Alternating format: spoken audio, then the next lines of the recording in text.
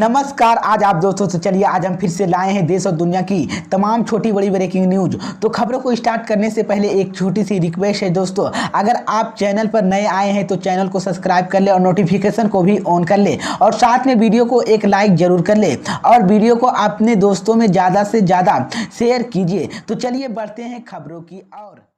इसी बीच पर दोस्तों अगली खबर की और तो कि हरियाणा से राकेश टिकैत ने भरी एक बार फिर से हुंकार। 26 जनवरी को देश भर में होगा किसान का आंदोलन। जी हां दोस्तों, आपको बता दें ये बड़ी खबर सामने निकल कर आई दोस्तों कि हरियाणा के करनाल में गुरुद्वार डेरा कार सेवा में शनिवार को किसान मोर्चा एसकेएम की मीटिंग हुई है, जिसमें देश भर में किसान नेता शामिल हुए। यह मीटिंग करीब 3 घंटे तक चली। इस दौरान किसान नेताओं ने फैसला लिया कि किसान 26 जनवरी को देश भर में अलग अलग जगहों पर प्रदर्शन करेगा। किसान नेता राकेश टिकैत ने इस दौरान आगामी राजनीति को लेकर कहा है कि 26 जनवरी को जिद में किसान महापंचायत का आयोजन किया जाएगा।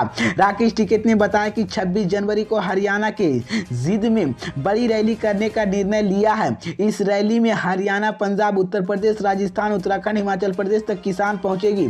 बाकी राज्यों में प्रत्येक जिले की ट्रैक्टर मोर्चा होगा। ट्रैक्टर मोर्चा के बाद किसान मांग पत्र जिला स्तर पर कलेक्टर के ज्ञापन देंगे। किसान नेताओं को कहना है कि 26 जनवरी को रैली के बाद मोर्चा में किसान दिल्ली में भी मीटिंग करेंगे। उन्होंने कहा कि किसान आंदोलन के दौरान देश भर में किसानों पर जो मुकदमे दर्ज हुए हैं उनको लेकर सरकार तो यह कह रही है कि उनके केस वापस लिए हैं, लेकिन अब तक थाने में मुकदमे आज भी दर्ज है, वहीं रद्द किए गए। मीटिंग कब होगी अभी इसकी तारीख घोषित नहीं की गई, आने वाले समय में तारीख कर दिया जाएगा। मीटिंग के दौरान किसान नेताओं को कहा कि आंदोलन के दौरान जिन लोगों को किसानों को सहयोग किया गया, सरकार अब उनको परेशान कर रही है। उन्होंने कहा कि जिन गायकों के आंदोलन के साथ दिया उनके घरों पर भी सरकार छापेमारी कर रही है।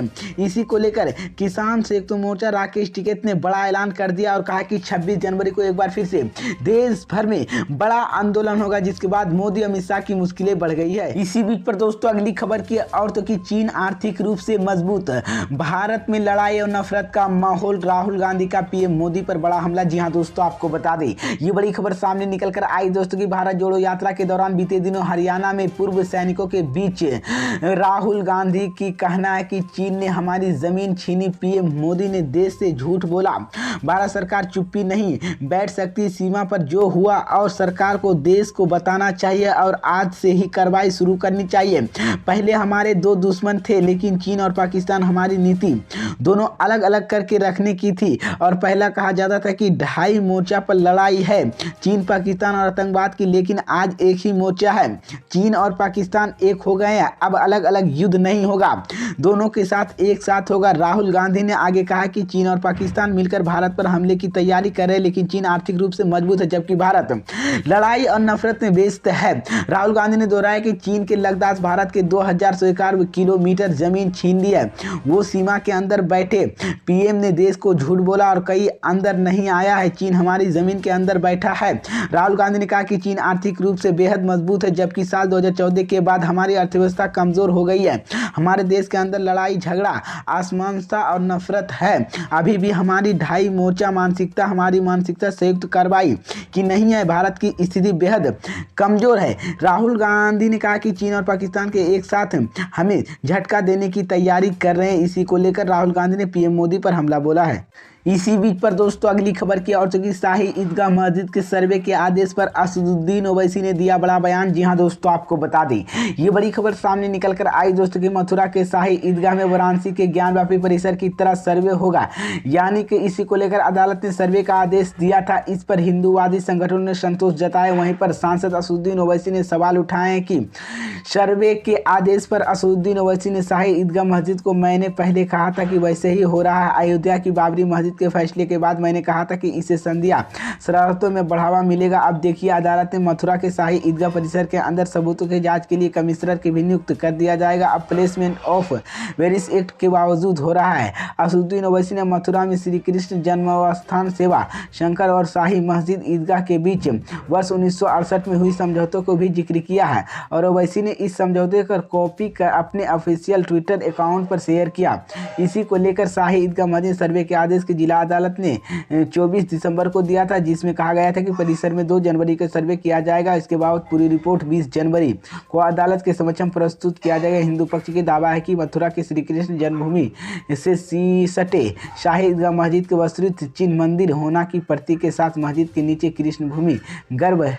इसी बीच पर दोस्तों अगली खबर की ओर की राहुल गांधी का बड़ा बयान। कहा, बीजेपी की सरकार में किसानों युवाओं में फैलाया डर, नफरत को भारत में बिठाने की जरूरत। जी हां दोस्तों, आपको बता दें ये बड़ी खबर सामने निकल कर आई दोस्तों की दिल्ली में भारत जोड़ो यात्रा में भरी भीड़ देखने को मिल रही है। सड़कों पर कई किलोमीटर तक जनसैलाब दिखे। राहुल गांधी की नेतृत्व वाली इस यात्रा के आम लोगों को भी ज्यादातर समर्थन मिल रहा है। राहुल गांधी ने सुबह राम दरबार के दर्शन किए तो दोपहर हजरत निजामुद्दीन की दरगाह पर जाकर माथा टेका और दुआ मांगी की यात्रा मथुरा रोड, इंडिया गेट और I-2 की होते हुए लाल किला पहुंचती, जहां पर राहुल गांधी ने लोगों को संबोधित किया। राहुल गांधी ने अपने संबोधन में बीजेपी और मोदी सरकार पर जमकर हमला बोला।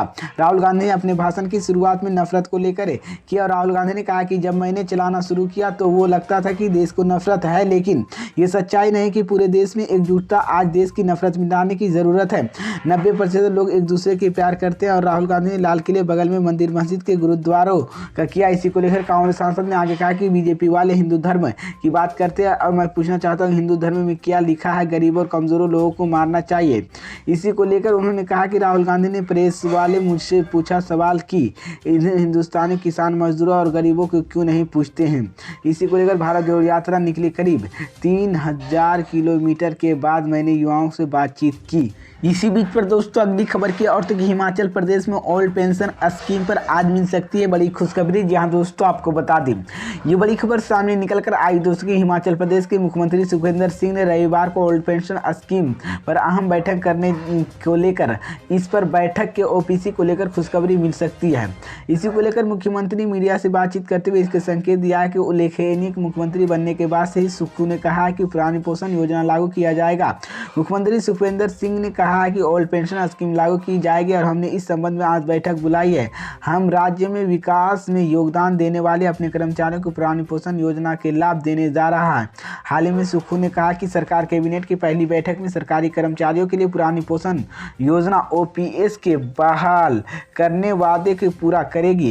उन्होंने कहा कि हमने वित्त सचिव की बात की है और हर राजनीति के तहत हमें धान की लेकर उन्होंने कहा कि पिछले दिनों कांग्रेस प्रदेश अध्यक्ष प्रतिभा सिंह के बेटे और शिमला ग्रामीण विधायक के विक्रम सिंह ने कहा था कि हिमाचल प्रदेश में ओल्ड पेंशन स्कीम लागू करने के लिए बड़ी खुशखबरी आज दी जाएगी।